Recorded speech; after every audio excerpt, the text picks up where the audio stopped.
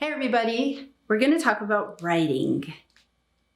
Okay, so I always ask my students, how do you feel about writing? Do you like it? And most of the time they say no, that they have a negative experience with writing, especially in their second language. And I want to tell you that's totally normal and is totally okay.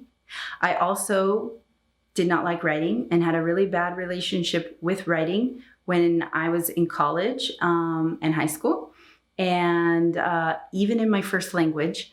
But I found a way to get past that because I learned some strategies. So I want to talk about those strategies in this video.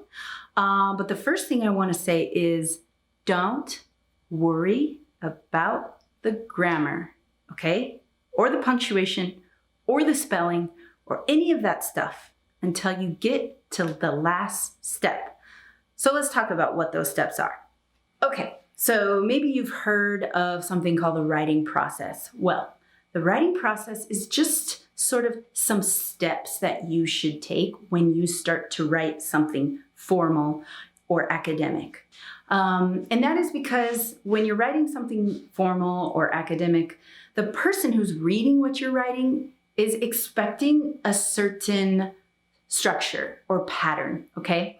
And that's hard sometimes, okay? But if you practice, you can get it and it becomes much easier, okay? So let's talk about those steps, okay? I'm gonna write them all down right here. There's mainly like 5 or 6 main steps. The first step before you start writing something is to make sure you understand those instructions, okay? Understand. A lot of times you get instructions on what to write, but do you really understand the instructions?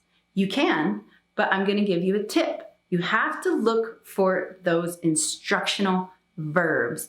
Words like describe, explain, classify, compare, contrast, illustrate. These words are actually telling you what to do. They're telling you to compare two things, or they're telling you to discuss the effects of something, or they're telling you to classify this thing into 3 different categories, okay? So by looking at the instructions, specifically those instructional verbs, you can get an idea of what you need to do, okay? The other thing is make sure you understand the topic that you need to write about.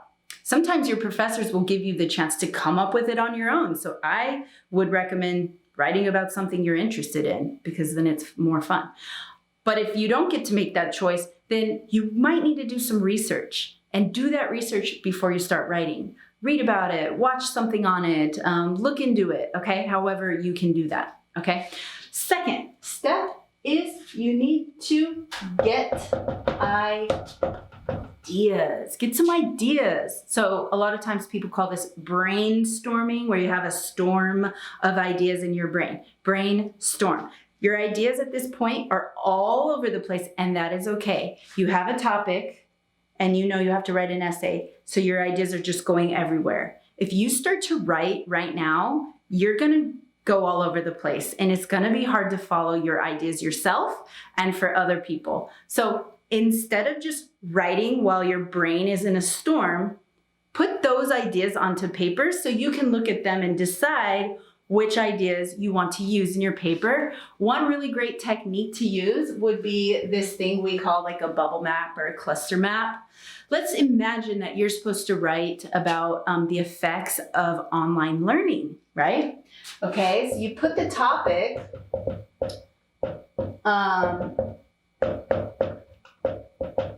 in the middle, okay? Then over here, you draw some like little lines, okay? And you start putting what the effects of online learning are for you or for people or for what you know about, okay? So the effects of online learning might be that more people can access an education,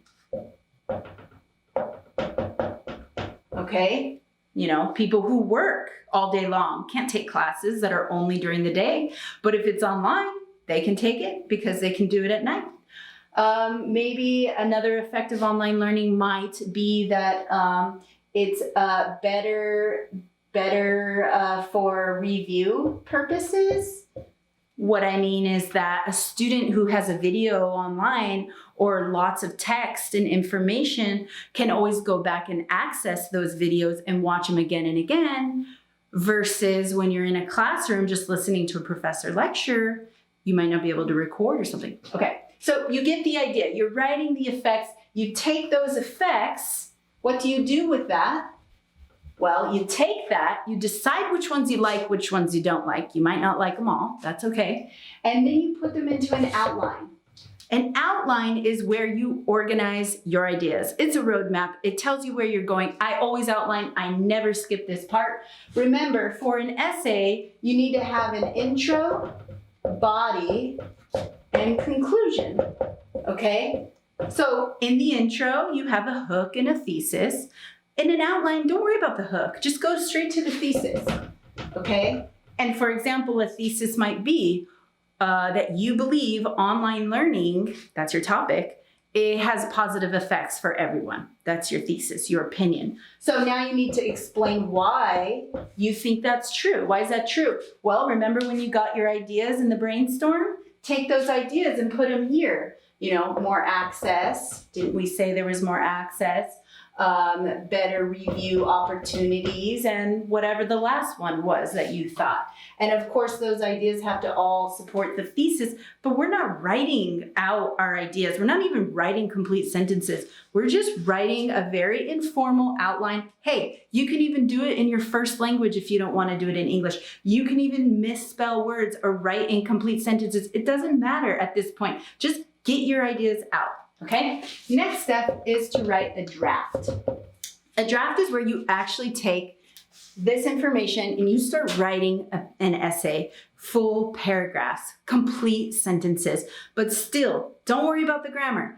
Don't worry about mechanics. That stuff we worry about later, okay? So you write your draft, you write it out, okay? Then you take a step back, you take a break from your paper, and then come back to it like the next day and bring it to a friend or a classmate or a tutor or someone that can help you.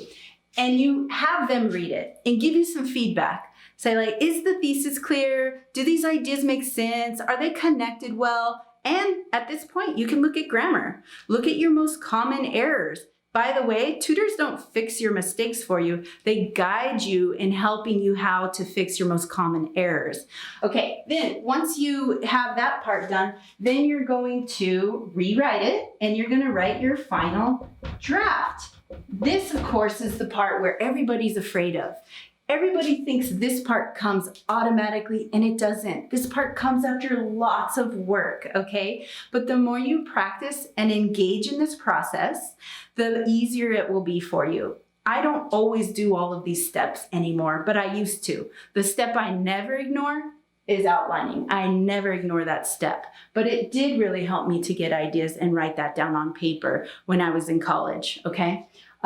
Of course, I draft and I reread, I edit, and I make it better. You always want to do that. That's the polishing. That's the pretty part. That's the grammar, okay? That's the part everyone's afraid of, but don't be afraid of the step that comes last. You all have really good ideas. You all have life experiences that you can write about. Don't let the grammar interfere with your ability to express your ideas. The grammar comes at the end, okay? All the other important stuff comes up before that. And also, when a teacher's grading your writing, grammar's not the only thing they're looking at. They're looking at your ideas. They're looking at how you develop them. They're looking at how you organize them. It's not all grammar, okay? All right, so I hope that this helps you out.